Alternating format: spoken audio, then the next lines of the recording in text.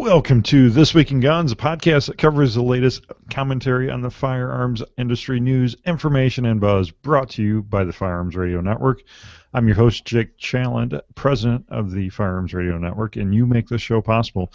That's right, you. Simply click through our Amazon affiliate links the next time you're shopping online, and a small portion of your sales goes to supporting pro-gun shows like This Week in Guns.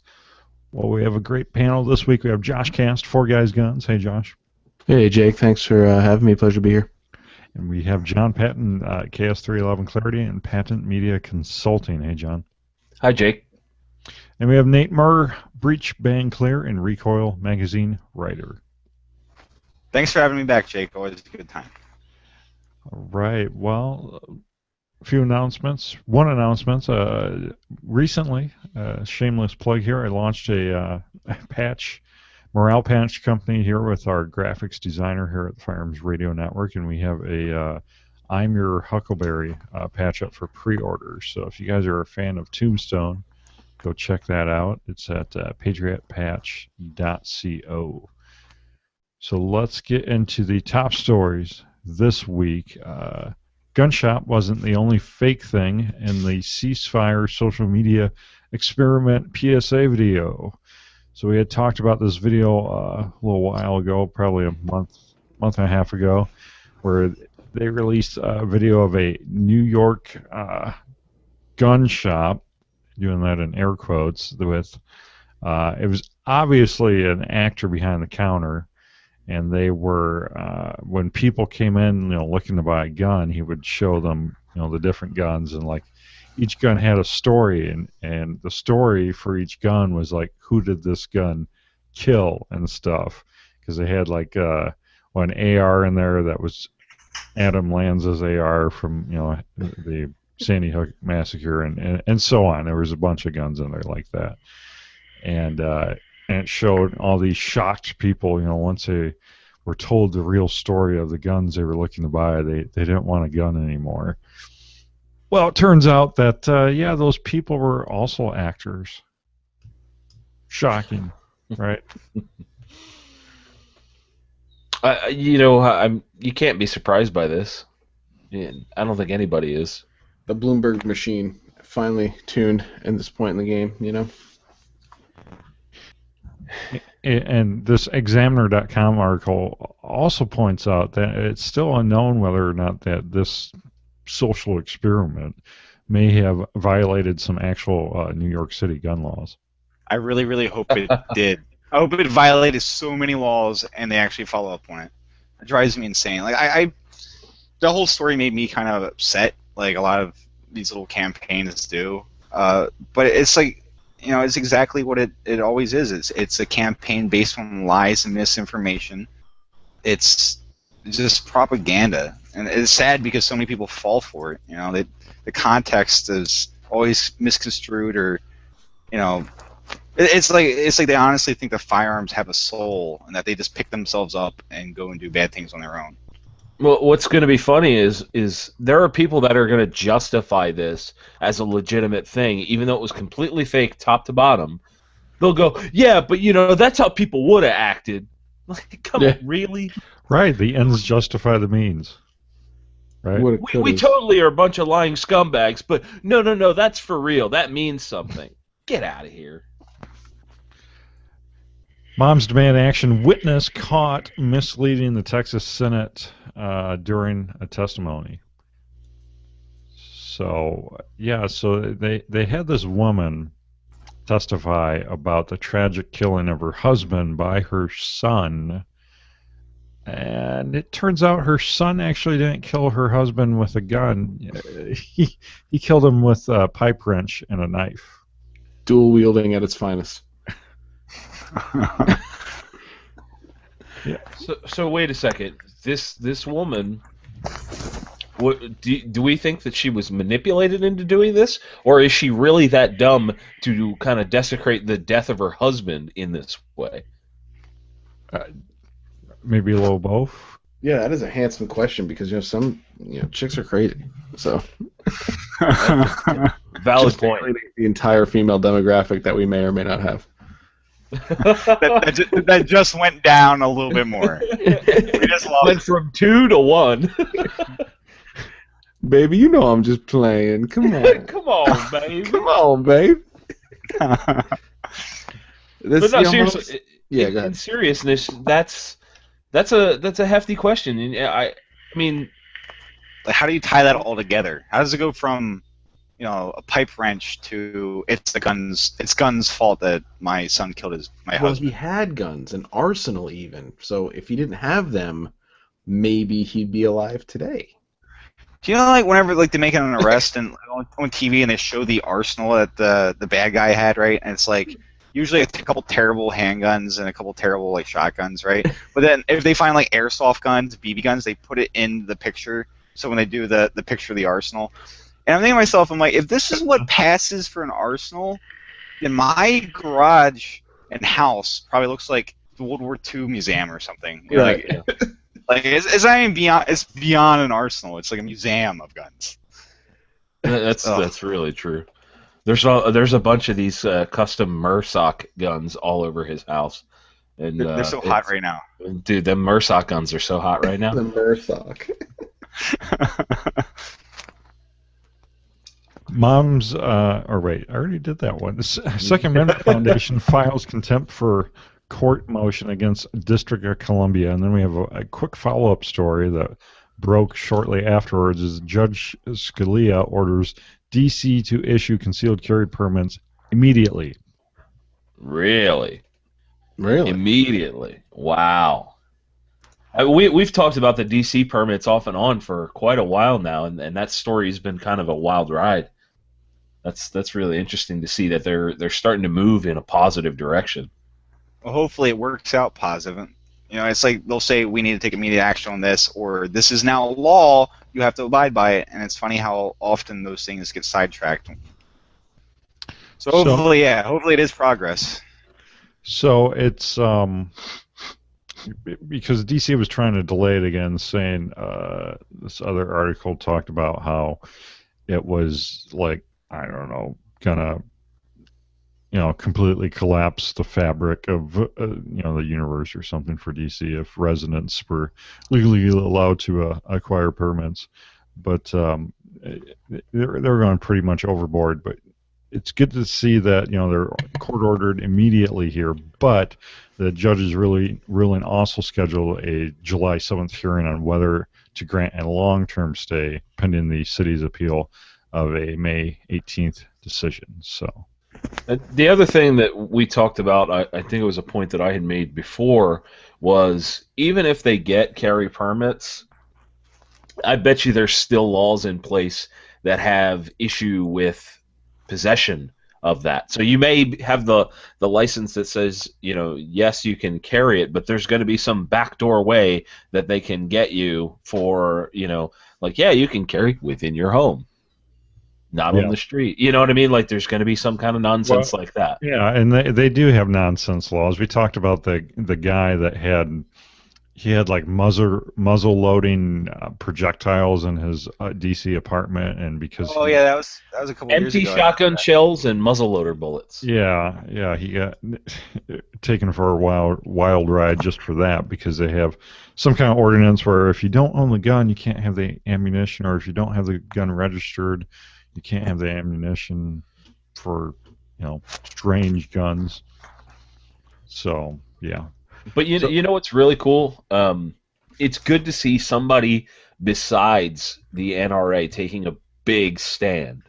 The Second Amendment Foundation, in years past, I don't think we would have seen this sort of thing, but, the Second Amendment movement, the truth, has been moving forward and growing in a big way, and to see somebody besides the NRA go up against a big city and most likely have some great ground to stand on, it's going to be good. Yeah, I agree. It seems like the Second Amendment Foundation, from my perspective, is a lot bolder and quicker to move on these issues than the NRA. It's almost like some of the court battles the Second Amendment Foundation has started, and it seems like the NRA is like, oh yeah, me too, yeah. Silencer Co. drops a limited edition pistol kit for pistol cans. I think by drop they mean release. So, can someone that lives in a state that can actually own suppressors elaborate on this? Yes, I can help with this, right? Because I'm like a huge fan of Silencer Co. So basically, you have this little adapter that goes into a suppressor that adapts the body of the can itself to the weapon that's going to be the host gun, right? So you have different thread pitches for different barrels, right? Like so, a 45 ACP is bigger in diameter, so the thread pitch for a 45 barrel is different than would be for a 9mm, which is generally a ½ inch by 28. Then you have like HK pistols, which have crazy metric threads that make no sense whatsoever here in America. So like for each gun that you want to put it on, you have to have a different adapter, and it's like what's the word? Chaos Nielsen device, Nielsen device, Nielsen device, right? So it plays a role in how the gun basically tricks the gun into not knowing that there's added weight to the barrel. So for like guns like any gun that uses the Browning method of recoil operation, which is like virtually every modern handgun in the world, like a 1911 or a Glock or a Smith & Wesson.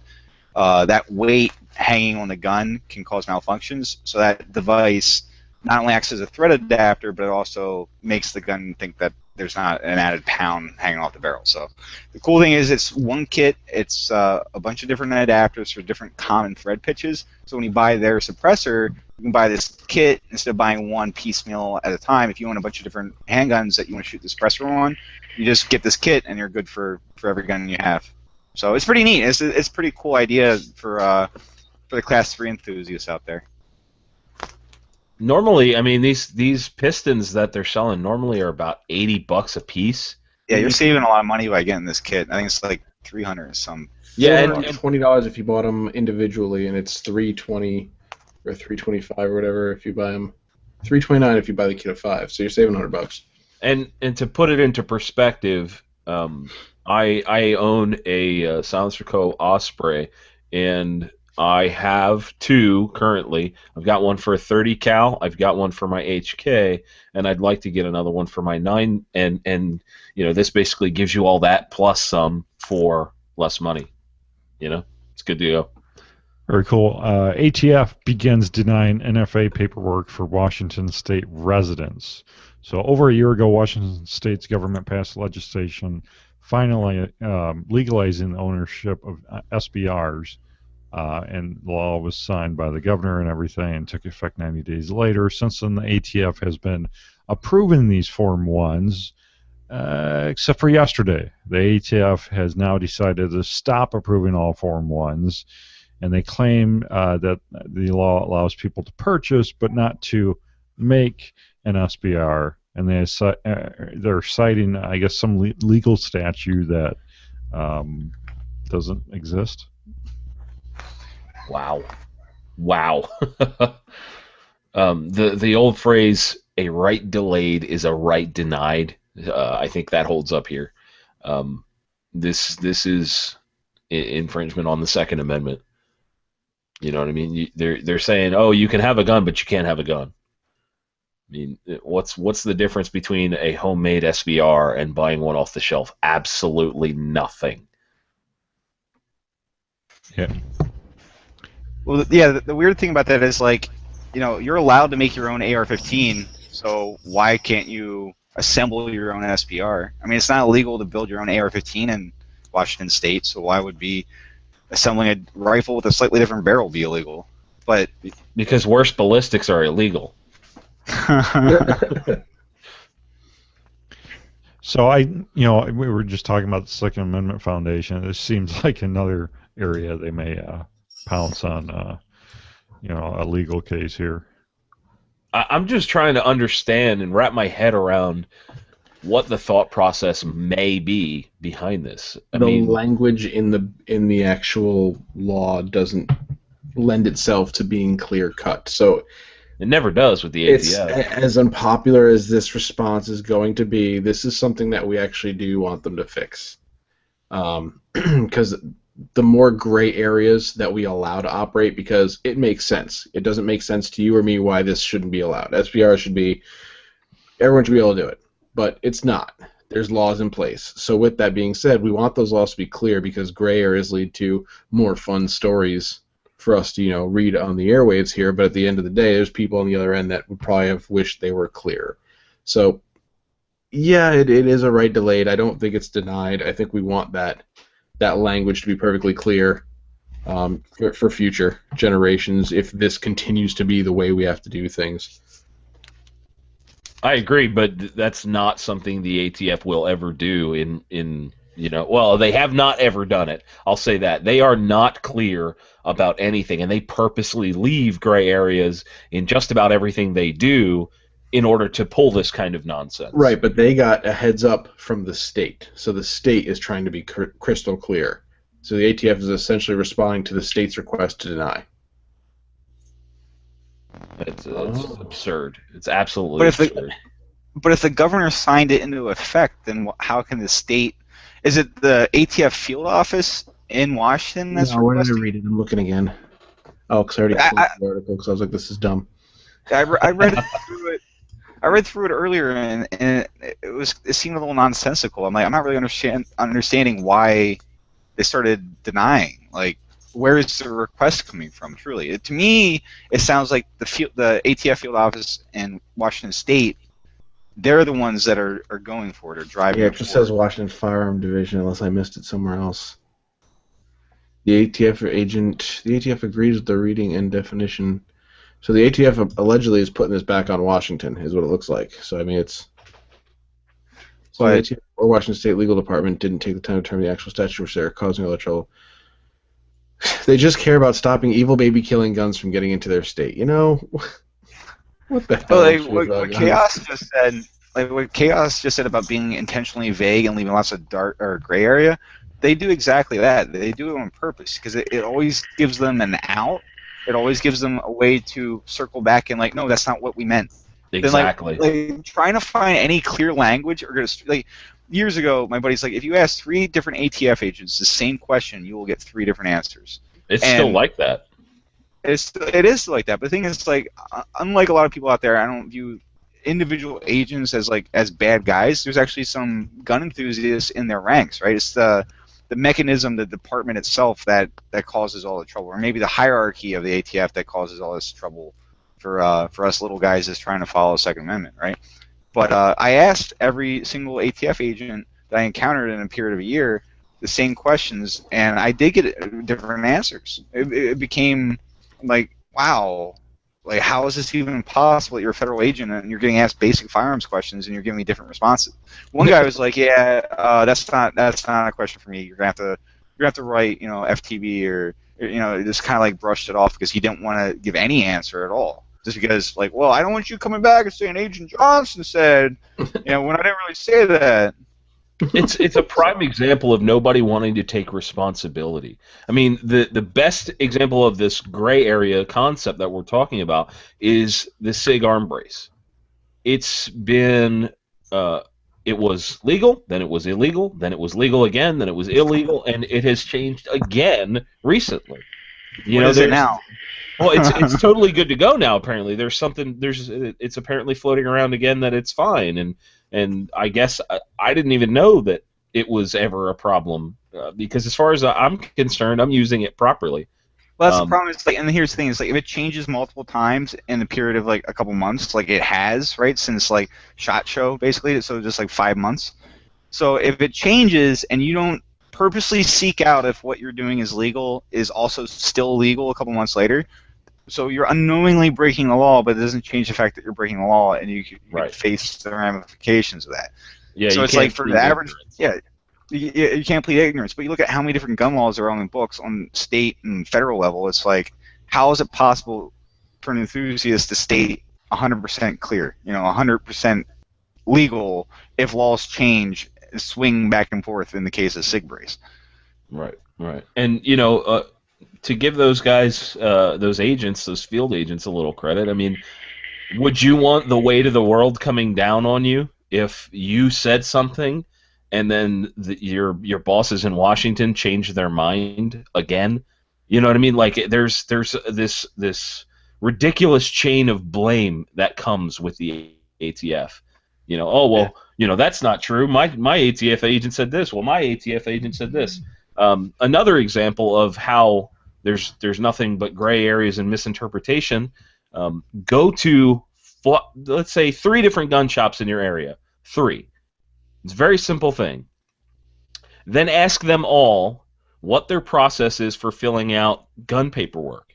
Every single one of them will have a different process in place. Yet somehow, some way, this is supposed to be the same thing across every single one of them.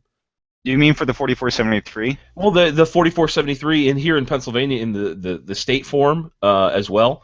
I've had places that you just for like a long gun, it's just a 4473. That's what it's supposed to be. But some places will make you fill out the state form as well. Yes. You know what I mean? Like yeah. But for that, like everybody's filling out the federal form correctly. Like that's the constant, right? So you're doing it correctly per the federal requirement. Where it gets, I know what you're saying because I've seen it too, Chaos. It gets screwed up when it comes to like the additional state paperwork. Like for example, like strip lower receivers. There's a period of time where guys were being told they had to fill out the state form, basically a state handgun form to buy a strip lower because the gun seller didn't know if you're going to build a rifle out of it or if you're going to build a pistol out of it. So like some guys made you fill that form out, and other ones didn't, and it kept flipping back and forth between whether or not you're allowed to or not. So I mean that was more of a state thing than a federal thing, and I guarantee every state of the union that sells guns, which is pretty much everywhere, even places where it's not easy, there's still those discrepancies or small minor, like nobody's on the same sheet of music. The paperwork's still getting done, but it's like how many hoops do you have to jump through to and everybody done? It's not like anybody wants to be illegal, wants to do it the wrong way. Everybody's doing their best to do it properly. Because the bad guys don't care about any paperwork. Like, what's that? Yeah, it's the good guys trying to stay good guys and trying to keep from violating state or federal law. And that's the case of SIG brace. Like, the only reason people care about it so much is because they're trying to stay within the confines of the law and they're trying not to break the law. The bad guys don't care, and plus you don't see any bad guys building their own AR-15 anyway, because if they did, they would just put a buttstock on it and willingly violate the NFA. But they don't do that because generally they're just bad guys that use stolen guns. Texas campus carry bill slides through just another deadline. So the State House passed the Senate bill that would allow carry this week, and has an interesting provision in it where it allows campuses to opt out of the carry option, but they're making them take it to a vote at the school board. They're making it have at least a 2/3 majority vote to be able to opt out of this new law. I thought that was pretty interesting. That's annoying. That's like really annoying. Hey, we're going to pass a law, but if you don't really like it, the school board can agree. Cool. So how many kids go to these damn schools that grew up, that maybe even were properly trained, that understand the responsibility of carrying a firearm, but we're still not leaving it in their hands? We're going to pass a law saying they can do it, but we're still going to take it completely out of their hands with people who know better. I'm making air quotes for those of you who can't see the video. I'm making air quotes at know better. That's really disappointing. But see, that and it kind of circles back to like what we were just saying with the ATF, is that if you leave enough gray area or enough outs, or maybe even with the DC thing where it gets passed, but it's so restricted, or it's kind of like one of those things. Like the state says I can carry a gun everywhere but federal buildings, but then the state also says it's illegal for me to carry it in restaurants that post no guns allowed because it's a corporate policy and not like, what I mean? Like, to me, it just seems like there's so many, like, nobody wants to take responsibility. Nobody wants to definitively say these are the exact confines of the law or what you may or may not do. It's an illusion of progress. Yep. The illusion of, exactly. That's exactly what I'm trying to say. It's like you can drive your car, but only on Tuesdays if it's red. We're not saying you can't drive your car. We're not saying that. We're just saying you can only do it on Tuesdays. The state's telling you to watch your car, but only if your neighborhood watch society says that they like your car and that you're okay with your car. 170 Ohioans lose That's right, lose their carry license over bad training. Ooh, Yeah. is that a good thing? Well, No, yeah. apparently they had. Apparently there was this instructor giving what he called fast track classes, which he did not teach a legally required curriculum, and yeah, apparently he got caught. And apparently he was making house calls and having people do a little of this, a little of that, and then issue their permit. Yeah, it was like pen whipping paperwork just to get it done quick. I mean, which was probably good for his business. I'm sure he got a lot of customers that want to deal with the state mandated program to get their CCW. But that's the thing. Like Ohio has like pretty exacting. Like you must do X number of hours of school or classroom instruction, and you must, it's pretty involved. I mean, it's not a bad program, but they are pretty strict about it. And I guess what it turned out was the guy, because he wasn't meeting the criteria set out by the state, all those people that thought they were in the clear, lost their license as a result. So for the majority of those people, I don't think it'll be an issue, but they're probably going to have to go spend more money to go back and retrain what they paid for in the first place. Well, it actually says that they're going to be seeking to go after those people, too, to find out who willingly sought out, determine if any of the students committed wrongdoing and knowingly sought out a class that did not provide the required education and training. So they're not just saying, oh, bad teacher. They're actually going after the students, too, to see if they kind of encourage it, looks like. Like, oh, yeah, go see Frank, because Frank just, like you said, pen whips it. And what they also have is potential to go after the students for, if they knowingly sought out this guy, they could potentially get them for illegally carrying a firearm. That's another thing that they're going to try to do. Yeah, but here's the thing: if the state signed off on the paperwork, and I'm assuming that like this guy, the instructor, had to sign something to say that the person did the right thing, right? So there's a difference between like you swing by the guy's house and he signs your paperwork and like, all right, 5 minutes later you're down at your courthouse or whatever getting your carry permit. There's a difference between that and like you're a new shooter, you're a novice shooter, you don't know what you're doing, you want to get your carry permit, you want to seek instruction, you want to do all this other stuff.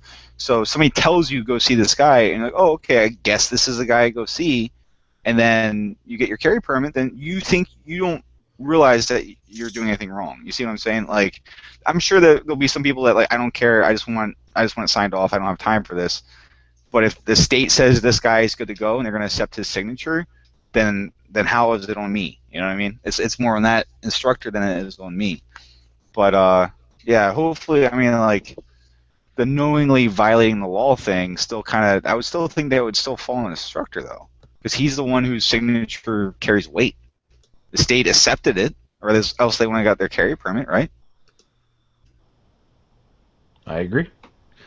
Update on UPS general ban on suppressor shipments.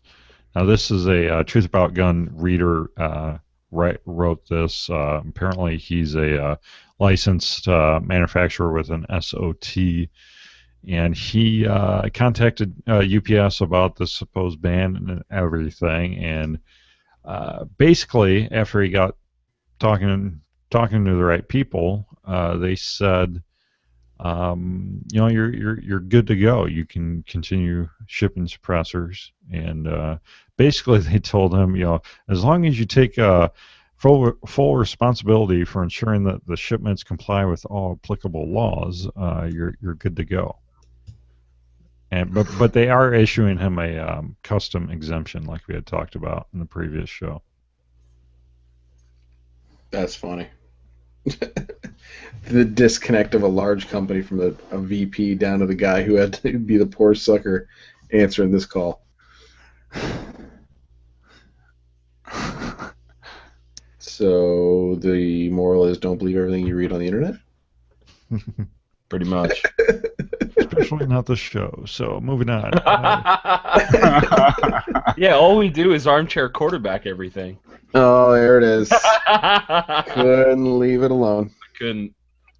New clay shooting Guinness World Record set. CZ USA pro shooter Dave Miller broke 3,653 clays in 1 hour. An hour is 3,600 seconds, Yeah. and he broke 3,653 clays. That's more than one a second. Yeah, that was pretty cool. Like he had like a team of dudes loading shotguns for him, so they kept like hot swapping the guns when he would run empty. But still, yeah, like, he said he shot from the hip. Like he did a majority, he didn't even shoulder the shotgun because he would have wore his shoulder out like halfway through. So think about it, like even if you would have like swapped out and like shot 1,500 rounds of birdshot right-handed and then swapped out the left-handed, you would still, oh man, that would just wear you out. I want to see a video. He used 30 different CZ712 shotguns. They went and got like Cheryl from marketing to load shotguns. Like, we need 30 people to load shotguns here. Oh my god, click on the video. Just the screenshot alone and looking at all the launchers lined up with the clays is amazing. Oh my god, look at that.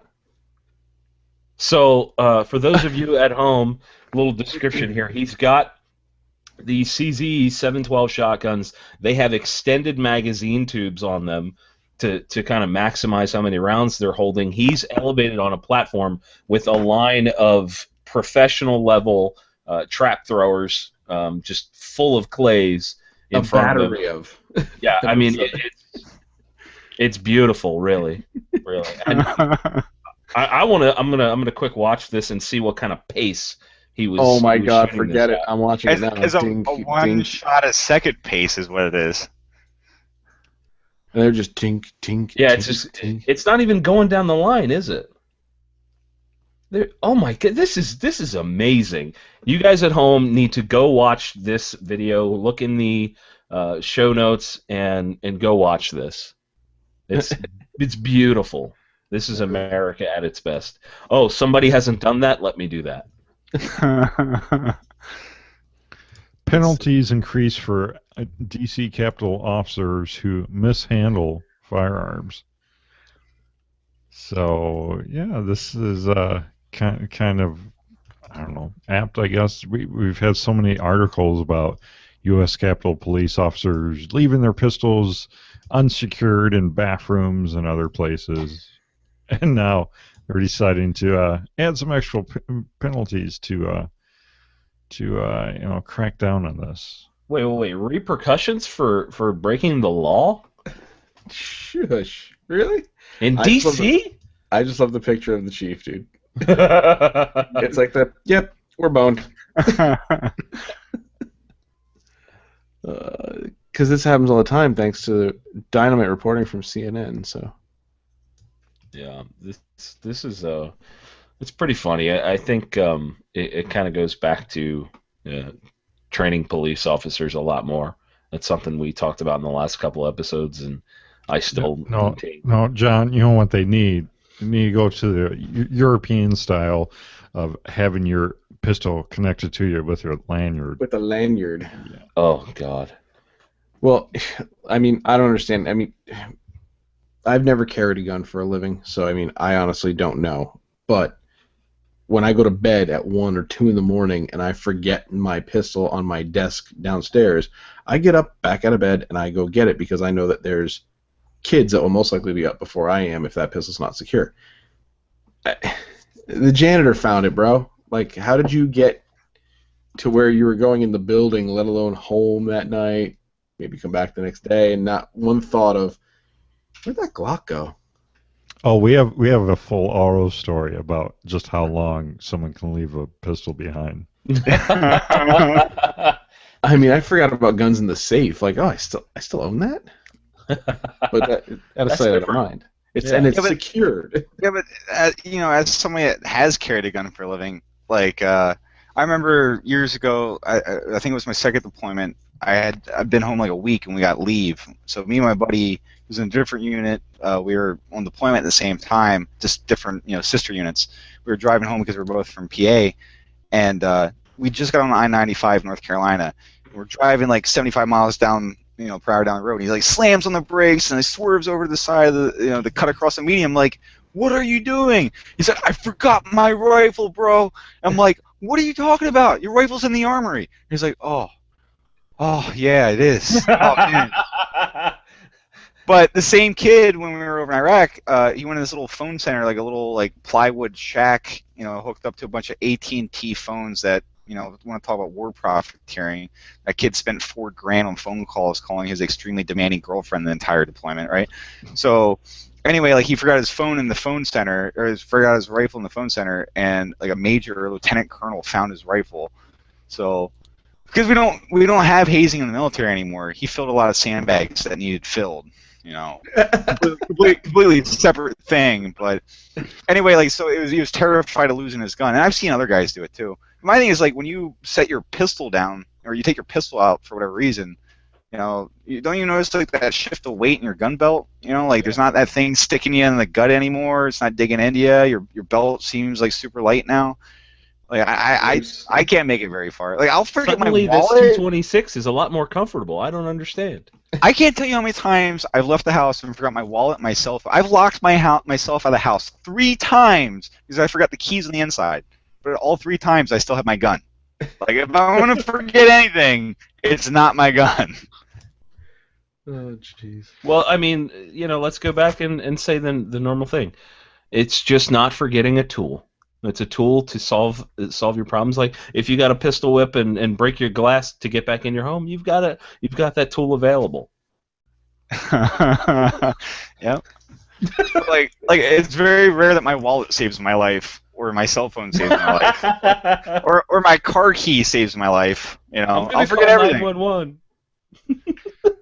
Oh, you can now head on over to Amazon and buy your glass breaker or pistol lanyard to contribute to the Firearms Radio Network and This Week in Guns through our affiliate link. So head on over there, firearmsradio.tv/Amazon. And also, if you work at a place of business that orders a lot of things off Amazon, don't forget to use the affiliate link there too. We are to the full auto news segment, stories the real media won't talk about, and other crazy stuff. This is where each of the hosts, we pick a story to call our own. So has anyone called dibs yet? I'm about to. Did you do air quotes, Jake? Did I see air quotes with real media? Yeah, I do that. I try to do that every week. Right? The real media. I mean, there's a clear one for me here, unless somebody else has to go first. Go for it. Go for it. Is the armor one? The bulletproof vest one? No, this is one that says new Cryptek and snakeskin camo Desert Eagles from Magnum Research. Oh yeah, that is totally you. Yeah, this is totally me. So, as if the gloriousness that wasn't that is the Desert Eagle, that entire all-encompassing glory that is that firearm. If that was not enough for you, now you can purchase one in a snakeskin or Cryptek. What is that? Mandrake or is that Highlander? I don't know. It's some version of Cryptek camo. You don't have a gold edition of Cryptek? Not yet. Thank you for that idea, though. I think I'm going to try to make that happen. Silver, maybe some jewels encrusted somehow. Mexican drug lord camo. Yes. But yeah, apparently now you can get these things and need more camo. I have a picture of me with a zebra striped Desert Eagle because this is America and that's what we do. And me personally, I don't know about you guys. I only have one Desert Eagle at this point. And I'd like to update my collection to have every single color out there. It's like Pokemon. You got to have them all. See, I don't own any Desert Eagles because I'm a grown-up, but I salute you for your love of Desert Eagles. I love how much you love Deagles. I love how much you love Deagles. I celebrate that with you, Chaos. Thank you. It's a completely absurd handgun, but it is nothing but fun to shoot. All right, Josh, what do you have? All right, this will be good. I thought I had a good one, but this one definitely. New York mayor in hot water for anti-goose gun. This is amazing, and I want to go live here. So there's apparently this small town, Green Island village mayor, not even town mayor, village mayor. Nice. She is on a crusade against geese since she became mayor 12 years ago. So this is all stemming back from trauma where she got, I guess, really sick from inhaling a bunch of goose poop dust back in the day. So apparently The average goose or geese, whatever it is, poops a pound 3 pounds a day, a pound a day. A pound a day. So 5 geese over the course of a week, you have 35 pounds of geese poop. So apparently over the winter, that's kind of a big deal because when they come back before they leave, there's just geese just pooping everywhere. It's carnage, and she's had enough. So what does she do? They have a video, mind you, of Dragon's Breath shotgun round at night in slow motion. Discharges a pyrotechnic cartridge that explodes in the air and makes noise, and shoots it near the geese. The ballistic FOAD seems to have done the trick for over a decade. So this isn't like a new thing. It's just like, oh, there goes mayor of the village popping off rounds at the geese again. The mayor has single-handedly kept that company in business for fire Dragon's Breath shotgun shells. So they're like $15 for 3 or something, right? They're like crazy expensive. I honestly don't think she's shooting Dragon's Breath. There's ammo called bird bombs that shoot like a little. There's like an M80. Yeah. Yeah. They shoot something out and then it explodes like a firecracker. That's probably what she's shooting. Apparently, the local school that is so small that it runs K through 12 in one building. Wow. Just to give you an idea as to how, hey, that one building may be 80,000 square feet. What do we know? But I don't think it's like that schoolhouse with like 12 kids and my mom says I can, Get some more firewood for the cook stove, Jimmy. Right. Oinky set the curve for the test again. The gun blast alarmed staff members and students at Heatley School, and they had to stop. So you could just hear the like womp womp in this because she's like, where is it? Mayor and the school see pooping geese as a problem. The educators just deal with it in a kindler, gentler way. Monkey's favorite 2 words. Using cutouts of dogs and fluttering reflective tape on the property. Here comes the snark, which doesn't work, apparently. So I'm guessing. So is this another problem that we can just completely jettison firearms and handle purely with handshakes and hugs? Apparently. Can I hug my way out of this goose problem? Is the question. I'm gonna go on a limb and say these are Canada geese. For those of you that don't live in the northern half of the country, they really do crap all over the place. No matter, like, if you've got them in your area, like, it's just poop everywhere. Just everywhere when they're around. It's not just that. I mean, people don't understand how much of a threat Canadian geese. First off, they fly right across the border, no paperwork. No paperwork. So we don't even know what they're bringing into our country. For me, personally, I'm tired of hearing all this stuff about the southern border when we have this unsecured border to the north that these Canadian geese is flying anytime. I heard that they can carry... They're bringing illegal poop in. They're bringing their poop, carrying our children away. Pounds per day. All kinds of pounds per day. They're like pterodactyls. It's scary. How many pounds in a kilo? Nothing else. That's the best line ever. All right. Who we to? Nate, what do you have? Hesitantly put me up. All right, so I guess the story I'm going to talk about is teen dies after playing with gun, bulletproof vest with video. Okay. So surprisingly, this occurred in the fine state of California, where just talking about guns is illegal. A 19-year-old teenager, i.e. a grown adult man, decided that it was appropriate to put on air quote bulletproof vest and have his 21-year-old friend who looks like he's a crack dealer shoot him in the chest, right? I'd say meth. So meth, whatever it might be, right?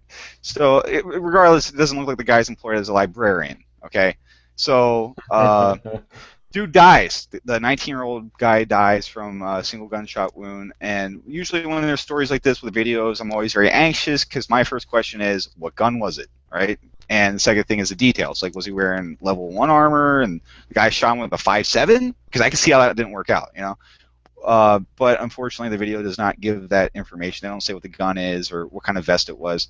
For all we know, the guy ordered something off eBay thinking it was bulletproof, and it turned out to be like a Condor plate carrier that's like a layer of nylon and it failed to defeat the bullet. So there's not really much information saying whether or not the vest was hit and it failed to defeat the round, or if the guy is a bad shot and shot his buddy somewhere other than the vest. It doesn't really say, aside from the 19-year-old guy was wearing a vest and his buddy shot him. But here's the great thing about this, is that model citizen that was the friend that pulled the trigger is a convicted felon that should not have been in possession of a handgun in the first place, let alone been in the same proximity as one.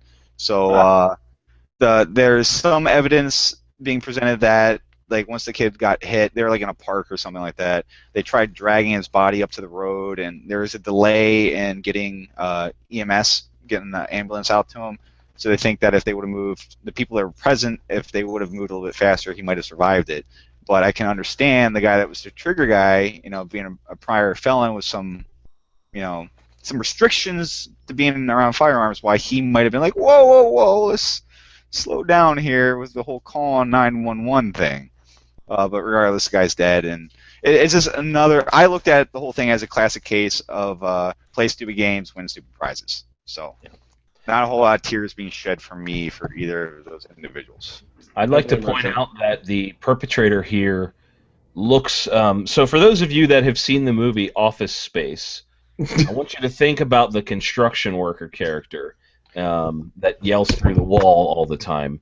That's what this guy. He's got that business up front, party in the back haircut, and he is just glorious. I'd also like to point out that I think the phrase ""You just shot me, yo" got uttered in this situation. That's a classic. You know what I'd do, man? 2 chicks at the same time. That guy. Hey, Peter, there's a breast exam on Channel 12. All right, let's take a trip to Russia. Mother Russia, where a woman shoots herself while posing for a selfie with a gun. Wow. So naturally, you're an office worker and you find a gun lying around that apparently the security guard had left 2 weeks prior. He went on vacation. He's like, what do I do with gun? I leave an office, yes? It's company property. I must leave. So, the chick found the gun, and she's holding the gun with one hand and her camera with the other one, her cell phone, trying to do her selfie. And I think what happened here is a classic case of forgetting which finger controls the shutter and the other one controls the trigger.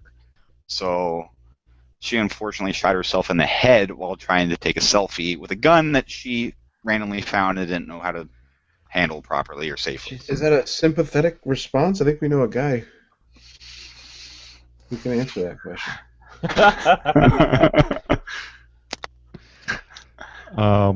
And then I do have to mention the lightsaber fight in the Ukraine. Wait, what? Yeah. The Reds finally cracked the code, man. They got lightsabers. See, this is what happens when you bail on an arms race. We got all these Russians running around in Ukraine with lightsabers. I want to say, where is our lightsaber technology at right now? In Where space. is it? It's in space. This is the best video I've ever seen. It is one of those glorious things you'll watch all week, guaranteed. So, the This Week in Guns podcast has taken an interesting turn when one of the stories is linked straight out to Facebook video. So that's usually a good sign. There's usually going to be something good attached to that. And it's just a mob of people with lightsabers beating the crap out of each other. I love it. All right, well, that about wraps up the full auto news segment, unless you guys want to grab We're one. not going to talk about Point Break? Are we seriously going to gloss over Point Break? Adam Peaty would be very, very upset over that. So Point Break, yeah, a remake. The trailer was just released. Oh, they're remaking Point Break? Yeah. I didn't know this. No? Johnny So Utah. yeah, there's a lot of concern, just kind of like when they remade Red Dawn and some of the other movies that the producer and everything, they're taking some liberties with a classic American story like Point Break, and they're worried that it's not going to be as good as the original. First off, it's not. Spoiler alert: it's not going to be as good as the original. That's a classic that belongs in everybody's home movie library. Okay, like there's. So you never empty the magazine in the air while screaming, ah! But as far as like the scene, like I watched the trailer. The trailer actually looks pretty decent. I think I'll go see it, and I'll approach it with the same mentality that I approached Red Dawn with, which is it's not the same story. It's just vaguely the same plot. So you can't compare it one for one to the original. Every time everybody ever tries to compare a movie to the book it's based off of, or the remake to the original, you're always going to be disappointed. So you have to like pretend like Point Break was never made, and that's a hard thing to do. Pretending that Point Break was never made into a great movie, because it was. It was masterfully. Exactly right. You just got to take it with a grain of salt and just take it for what it is. But as far as the scenes and stuff, it seems like the twist is kind of like a modernized extreme sport angle. You know, so like lots of near death, jumping off cliffs and bridges and last second, suspenseful things. I think it's going to probably be a pretty decent movie. It's not going to compare to the original. I would like to point out one case, and this is the only case in history that I can think of where the remake was better. And those of you out there that can think of one, please let us know all over iTunes and all the places you leave comments for this show. Let us know if there's a remake that is way better. But the only one I can think of is Spider-Man. The one with Tobey Maguire was like the worst steaming pile of crap, and then the one with the kid after that, I guess it was technically the Amazing Spider-Man, even though it's the same crap. It's not. Stop it. It's the same. It's Spider-Man. It's a remake of Spider-Man because it's Spider-Man. You're an ass and you're out of your lane. Get back in it. Use a blinker. I would say both of them are better than the original Spider-Man. They had a Spider-Man movie back in the 70s where the dude has suction cups and he's climbing up it. That movie was terrible. That was both the newer ones are still better than the original. And what about the Punisher? They've done 10 versions of Hulk. that. Dolph Lundgren, the Hulk. I mean, Dolph Lundgren was awful, like he always is, and Marvel was getting their little baby deer legs out underneath it, going, "Hey, what do we do with this?" I think Deadpool is going to wake a lot of people up to comic book stuff because that's going to be badass. Oh, I'm looking forward to that. Hell yeah! I really hope it's as violent as I want it to be. He wants it to be. He's like, we're shooting for. Did you see that thing with Mario Lopez or whatever? He's still alive? Oh my god! I gotta send you that Slater? Oh my god! Slater can't hurt you anymore, Becky. Oh my god! It was so good. How did you not see this? I gotta find it now. No, I don't think I saw that. It's hilarious. But that's an extremely violent comic book. Where the good guy is the violent guy. So I'm hoping the movie holds that, because I like the whole vigilante aspect of comic books, All right, final movie throwback question. Goonies remake, yes or no? No, never. Please, no. Yeah, I don't think that's going to go over very well. That's like Gremlins. Somebody will do it. Can't do it. It's going to happen. It's going to happen. You're absolutely right. Look, it'll be a bunch of preteens walking around texting each other, not trying to figure out where the gold is. I got a great idea. We're going to take the Goonies and we're going to update it. That's when you fail. That's when you fail. That's when the movie goes wrong. They're let's go find the treasure. I can't find it on Google Maps, dude. Yeah, let's just stay here instead. let's play Call of Duty. Let's just play Call of Duty instead. There's no reason to Billy, there's no reason to go outside. It's 2015. That's the kind of stuff our parents did. Yeah, we have a vitamin D light. We're good. And how do they make the sloth character politically correct? If I wanted to go on some sort of adventurous quest, I'll play Skyrim, okay? You don't want to go LARPing with me? Let's go LARPing. I'll go LARPing with you. As much as people criticize the LARPers and the airsoft milsim kids and stuff, I will give this to those nerds, okay? Is at least they're outside being active, doing something fun, We can criticize it all day long, but anything that gets a kid away from a game console or a computer for more than 15 minutes, I'm all for it. Oh, wait. That about wraps us up. So you can check out our Patreon. Easy way to support the show through crowdfunding. This Week in Guns Patreon at patreon.com/week. And also you can crowdfund the network as a whole at Firearms Radio Network Patreon, which is at patreon.com/FRN. And don't forget, we have the I'm Your Huckleberry patch pre-order now live over at patriotpatch.co. And it's not to be confused with huckleberrypatch.com. Completely. Oh my goodness. Completely not. This website for huckleberrypatch.com is amazing. There is a woman holding 2 pies, wild huckleberry pies, and this lady looks like she could be my grandma, and it's amazing. But now she's selling morale patches. No, she's not. No, that's not hidden in here next to the pies. It's not in the preserves section.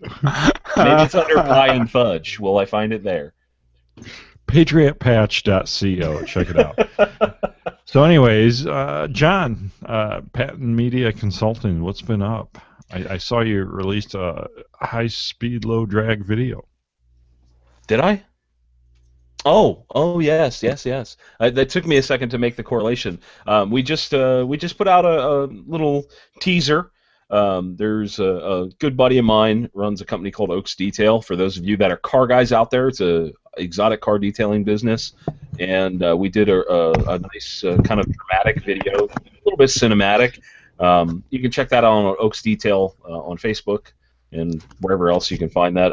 That's the kind of stuff we got into with the business. And as far as content goes, in the middle of June, you will see some new content from a new brand from me. I'm switching things up, and we've got a new show coming out, and I think it's going to be pretty cool. I'm really, really excited to finally share it. We've been working on it for so long. If you don't like cars, go to Oaks, OAKES. Detail. Seriously, it makes your pants tighter. Like, you have to watch. It makes Top Gear look like a bunch of damn amateurs. That's what it is. It's America, okay? If you don't watch it, you don't like America. That's what it boils down to. It may be full of European cars that, would have never been made if we didn't take care of that back in, the 40s. But hey, if you don't like those cars, you are not American. Thank you, Josh. Yeah, I mean... No, John, they're communists, okay? I want them to know that they're communists. No, the Oaks Detail thing, to give you guys an example of what's in the video, there's a Spiker C8, a very rare Lamborghini Diablo, a very rare Lamborghini Countach, a bunch of Ferraris, BMWs, Audis, blah, blah, blah, blah, blah. It's in there, and it's pretty cool. A Countach, yes. I had a girlfriend. Never mind. All right. I'm rich tonight. All right. Whitey, what do you want to share? Do you want to talk a little more about your girlfriend, or Four Guys Guns? You could. I'm kind of upset we glossed over this one real quick, because this is probably I'm gonna go ahead and sacrifice. You can follow me everywhere at Four Guys Guns for this little segment right here. One of the full auto news segments was I don't know where Houlihan's is, but I want to eat there. This guy got kicked out by the manager because he's a 4 tour of duty Iraq, Afghanistan vet with a service dog, and they kicked him out. When he went to the corporate office, not only did they send a really, really powerful letter of, we screwed up, totally owning the mistake, but they also did it on their Facebook page, and they really went, and they even donated $2,000 to Pets for Vets. Huge, huge win for humankind on that one. I mean, that's a company kind of owning a failure and doing more than they could, and then some, to try and help make up for it.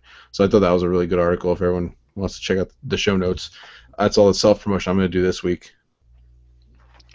Yeah, no, I agree. That was a really good story, really good, happy ending to that. I know we got time crunch, so I figured I'd just fit it in that little block right there. That and Countach. All right.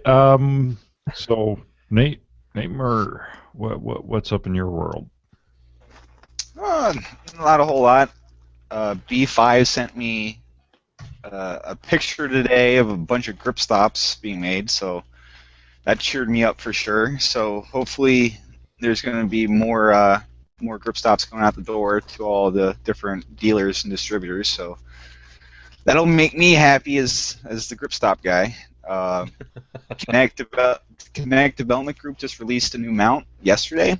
That it's a one-handed mount. It's an optics mount that pops on and off your rifle, and it's virtually idiot-proof, right? And I had the pleasure to help consult a little bit on that mount and influence its final design. So I'm very happy to see that is finally on the market, even though it's not my baby. But it's a pretty cool mount. So that just came out, and That's not specific to any platform, is it? no, the first one's a Picatinny. It's called Sidelock, and it's the first one that they released is Picatinny rail, but there's going to be additional optics specific mounts for like the T1 and ACOG and a couple other popular optics here in the near future. So you can go to Connect Development Group and check that out. There's a bunch of good stuff, particularly for the SCAR, FN SCAR, on their website. But so I've got the chance to do a little bit of work with them, design-wise, and buttoning up some design stuff right now that's supposed to be going in production hopefully next couple weeks. So I'll hopefully have more to talk about next time I'm on as far as that stuff goes. But yeah, things are moving forward, so no complaints. Very cool. Wow, that about wraps us up. You can leave your feedback by commenting on the bottom of this YouTube video or at thisweekinguns.com/119. And leave us that iTunes review, subscribe there, and continue to contribute to the show by shopping with our Brownells and Amazon affiliate links. Well, that's a wrap, and thank you, Josh, for joining us again. Pleasure to be here, Jake. Thanks for having me. Thank you, John. It's always fun, man. Thanks for inviting me. And thank you, Nate. Always a pleasure, Jake. Thanks for having me on. And we'll see you next week.